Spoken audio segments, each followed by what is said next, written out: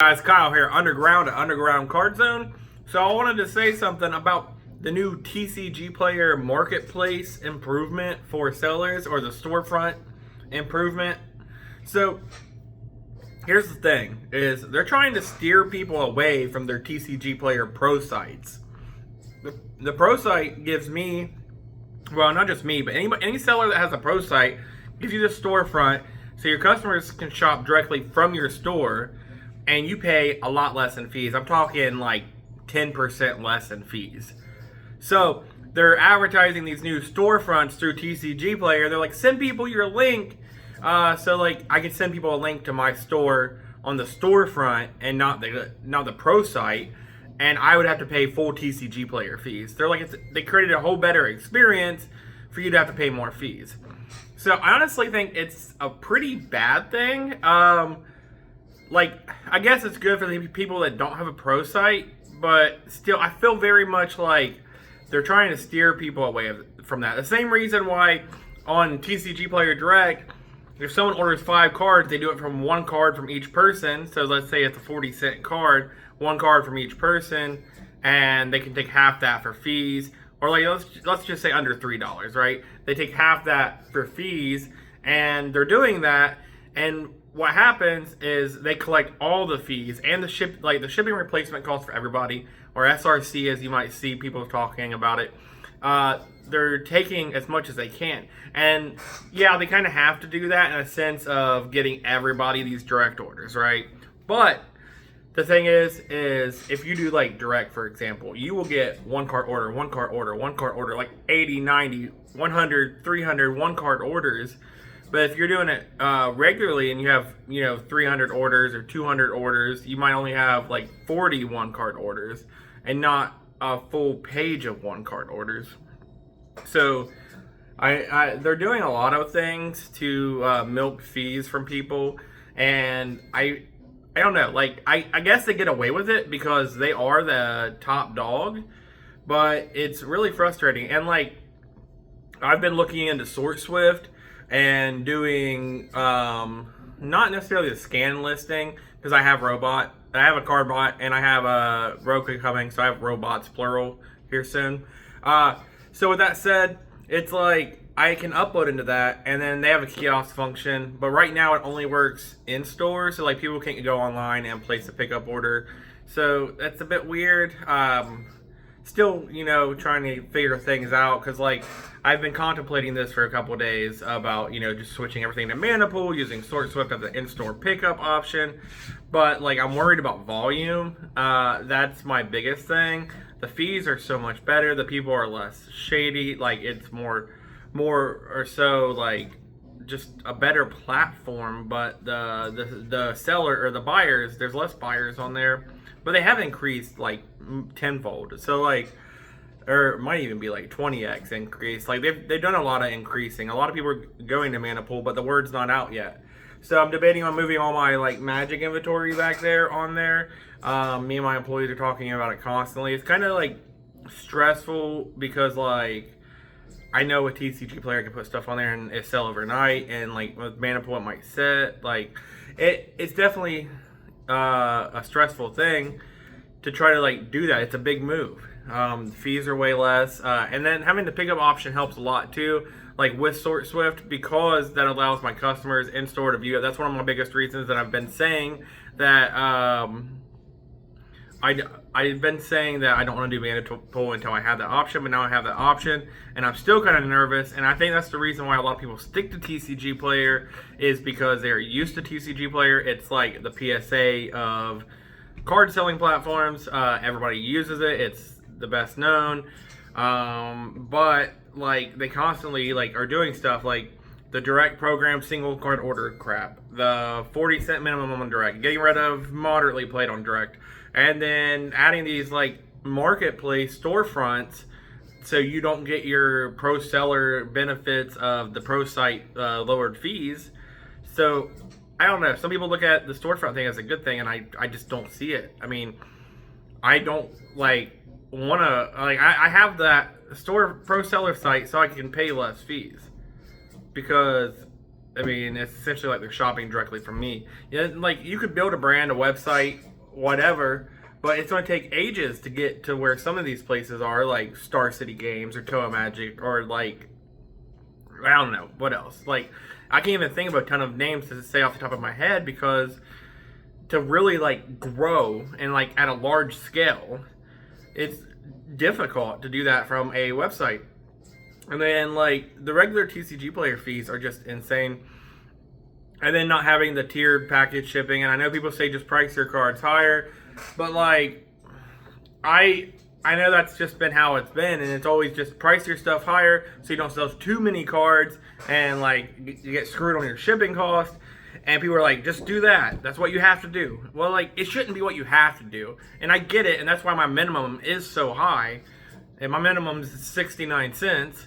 And I know that's high, but it's to prevent, these huge orders that the shipping costs too much to do. And I know it's something you just have to do with Tcgplayer, but I really don't want to have to, like, do that. Like, the mana pool thing of, like, if they buy more than 14 cards, they have to pay for a bubble mailer, and they get it shipped with the bubble mailer.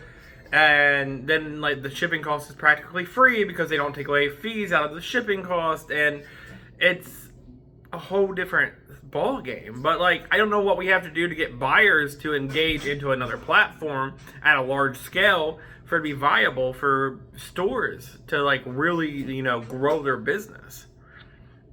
So it makes it super difficult. It really does.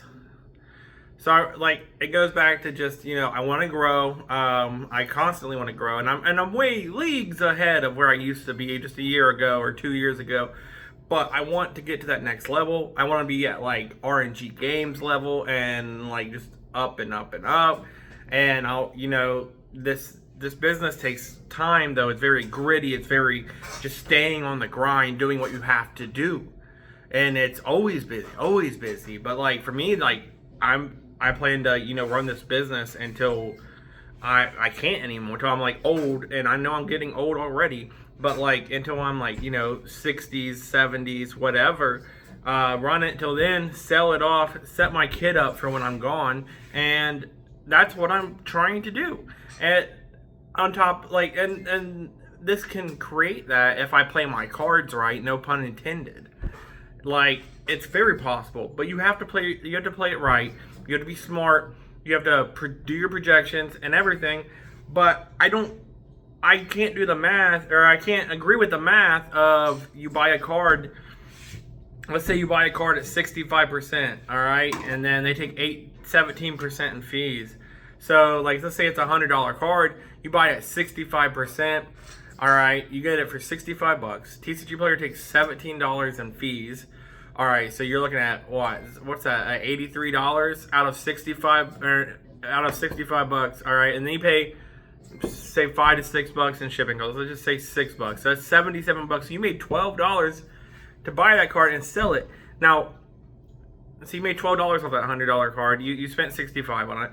That's at 65%. And some people are expecting 70, 80% for their stuff, which you can't really do that as a shop unless you're like selling it in store.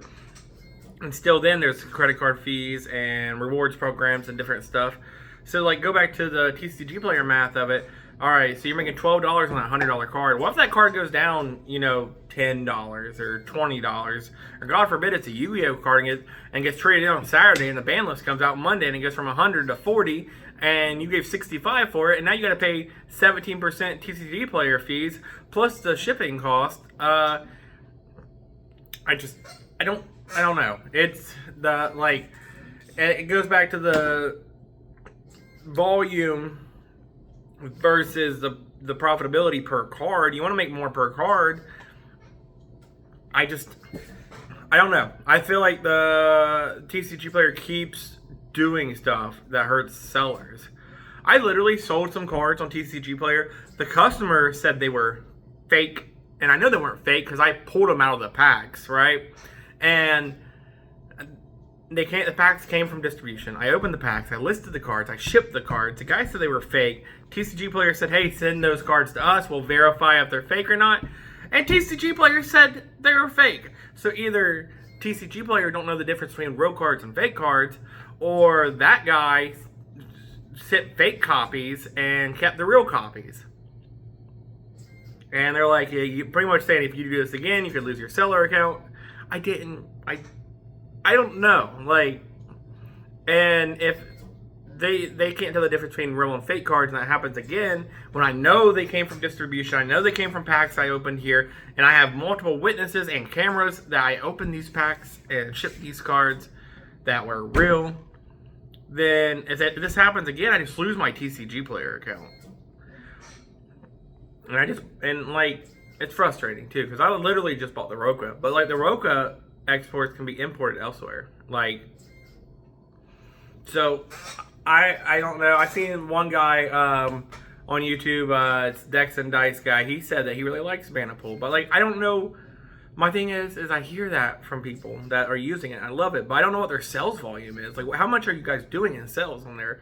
Because without that, like, people can say they really like it, but are only doing $1,000 in a week, and like, I can't do that. Not with how much I spend.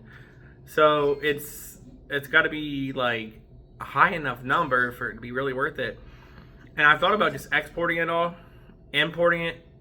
Exporting my Tcgplayer inventory, deleting it off Tcgplayer, importing it in there, and testing it for a week. And maybe that's what I have to do. Because if Tcgplayer keeps wanting to play around with the fees, and they don't care about me, I'm a small fish in the sea. There's other sellers that are making, double what I make, or even making like $750 or $1 million a year on Tcgplayer, and they're paying crazy fees. One guy was talking to him the other day about how he pays 6 figures in Tcgplayer fees. That could be like a couple employees, or a couple of machines, or 2 employees and a machine, or 1 employee, 2 machines, or something. I don't know. Like, it's difficult. And people get so mad when like shops are like 65%. They're like, well, this card show guy gave me 80%. I'm like, yeah, that bro paid $50 for a table, is not spending $10,000 a month on labor and $5,000 a month on bills and buying product with a low margin to try to sell and make 5% on Tcgplayer.